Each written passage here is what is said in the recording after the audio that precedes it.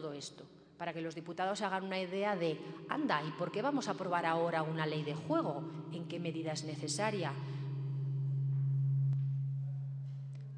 ¿Cuánto nos va a costar aplicarla? ¿En qué medida inciden las políticas de género? ¿Cómo afecta el reparto de competencias? Porque las comunidades autónomas resulta que tienen competencias. En definitiva, que cuando se le pregunta al tribunal ¿y qué pasa si el Gobierno remite un proyecto de ley sin toda esta documentación? La respuesta del tribunal es un poco decepcionante, porque dice que no tiene ninguna importancia si en su momento los diputados no lo han denunciado.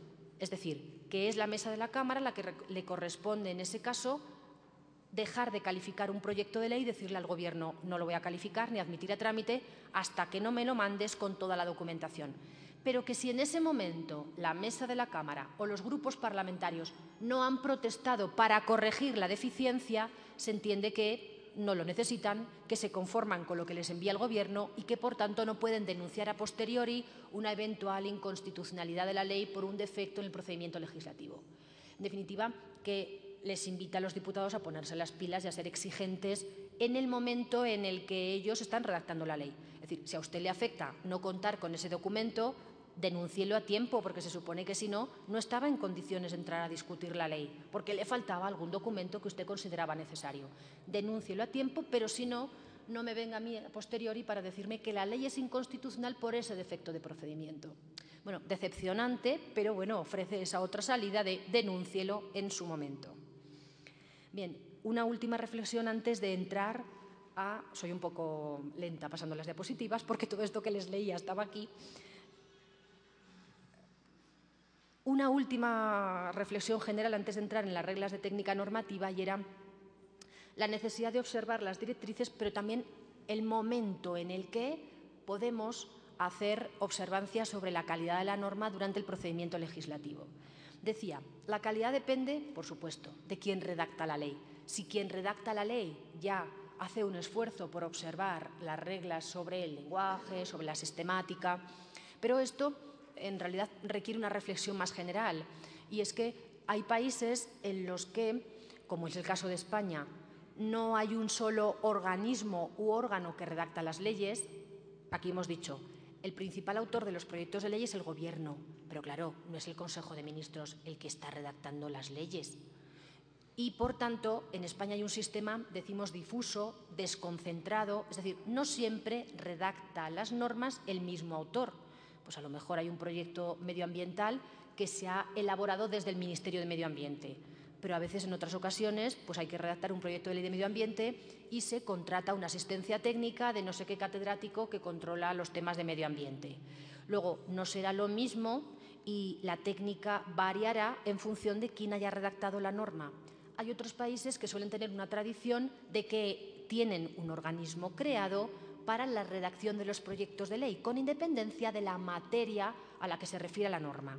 No es el caso español y, por tanto, ya esa disparidad de órganos llamados a redactar las normas ya genera una problemática en la medida en que te puedes encontrar, en efecto, con personas concienciadas por las cuestiones de técnica normativa o personas, autores de proyectos, que consideren que son aspectos secundarios y que lo principal para ellos sea una regulación atinada de la materia, pero todos los aspectos de técnica pues a lo mejor les sean más superficiales o los desconozcan o no los cuiden tanto. Con lo cual, a lo mejor el proyecto te puede llegar, y eso nos ha pasado a todos por experiencia, hay veces que te llega un proyecto de ley pues mucho mejor redactado, y hay otros en que no sabes por dónde cogerlos, con un montón de frases subordinadas, de artículos. Claro, el autor de la norma influye mucho, lógicamente, en el estilo. No todos escribimos de la misma manera y no todos tenemos una conciencia por estas cuestiones de técnica normativa, en nuestro caso, seguramente por deformación profesional, y de la misma forma, de la misma intensidad. A ver, momentos para hacer valer la técnica. ¿Qué oportunidades vamos a tener para hacer juicios, para verter opiniones sobre técnica legislativa? Claro, lo cuento o lo describo desde la perspectiva española y, por tanto, desde la perspectiva del procedimiento legislativo español, si yo valoro en qué momentos se pueden hacer críticas a la estructura, a la forma de la ley. Desde luego, se puede hacer en el momento en el que determinados órganos consultivos tengan que emitir informes sobre el proyecto de ley. ¿Con qué me refiero? En todos los países, antes de elaborar una iniciativa legislativa, hay normas que te imponen la consulta de determinados órganos. Pues, por el caso español, pues estás elaborando una normativa en materia judicial, pues informe del Consejo General del Poder Judicial. O si estás elaborando una normativa en materia tributaria, informe del Consejo de Política Fiscal y Financiera, o del Consejo de Estado, o de cualquier órgano, o del Consejo de Universidades si estás modificando la Ley de Universidades. Esto es trasladable a su propia experiencia. Si hay órganos consultivos que tienen que informar, que dar su opinión sobre esa regulación, no solamente pueden hacerlo desde el punto de vista del contenido, me gusta este precepto, esta regulación está equivocada, sería más... No, también pueden hacer juicios sobre la técnica legislativa, juicios sobre la manera en que está organizada la ley, sobre la que se estructuran los contenidos o sobre el lenguaje de la ley. Quizás sobre el lenguaje es más complicado, pero sobre estructura suele ser muy común, que se den opiniones acerca de por qué esta regulación debería estar al final de la ley, por qué esto que es lo procesal debería estar al final, por qué esto que es lo sustantivo debería estar al principio. También pueden hacerse juicios sobre técnica legislativa, darse opiniones durante el trámite de comparecencias informativas. Comentábamos ayer que la participación ciudadana se puede canalizar a través de la presencia de determinados expertos en la comisión que está tramitando la ley. Desde la perspectiva española siempre hablo.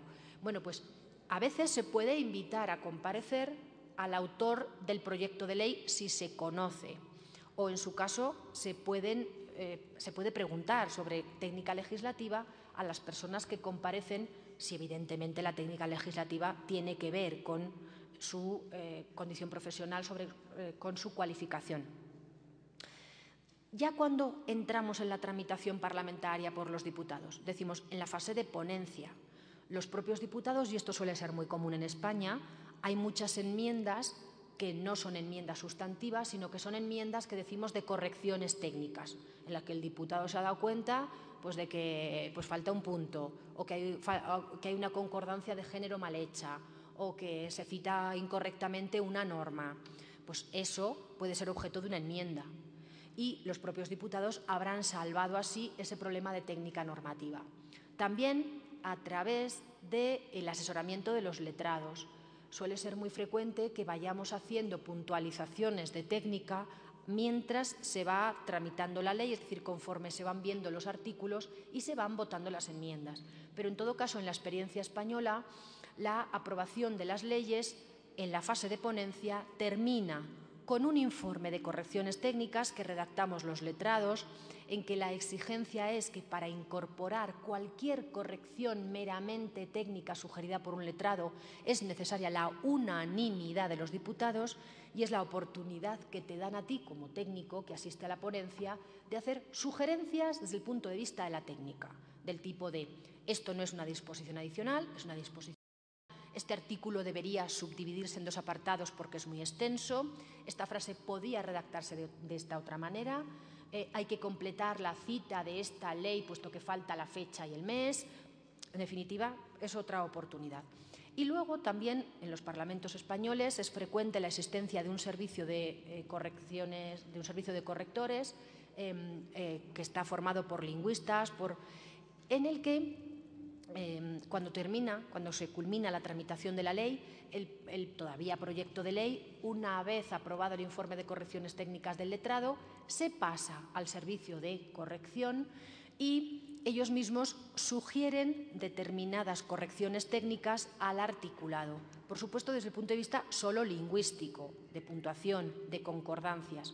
Y en ese caso, las que se considere que son asumibles, puesto que al fin y al cabo está opinando un técnico, las adoptará y las asumirá el letrado que lleva la asesoría de esa ponencia. Bien, entramos ya en lo que iba a ser el objeto fundamental de la sesión.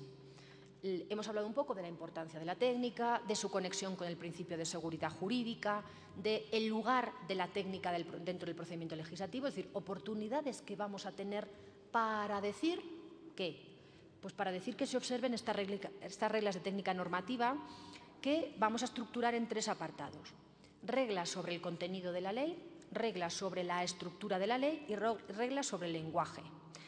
todas sacadas del documento de directrices de técnica normativa de 2005 vigente en España, adaptadas al caso español, muchas de las cuales, por supuesto, son exportables a su experiencia y otras que conectan con nuestra tradición jurídica y lo van a ver enseguida. Por ejemplo, las reglas sobre el contenido de la ley son, y les decía ya antes, las que más se inaplican en España. Es decir, si tuviéramos que identificar, pero eso es una descripción, si tuviéramos que identificar el principal problema que tienen las leyes españolas, tiene que ver con el contenido.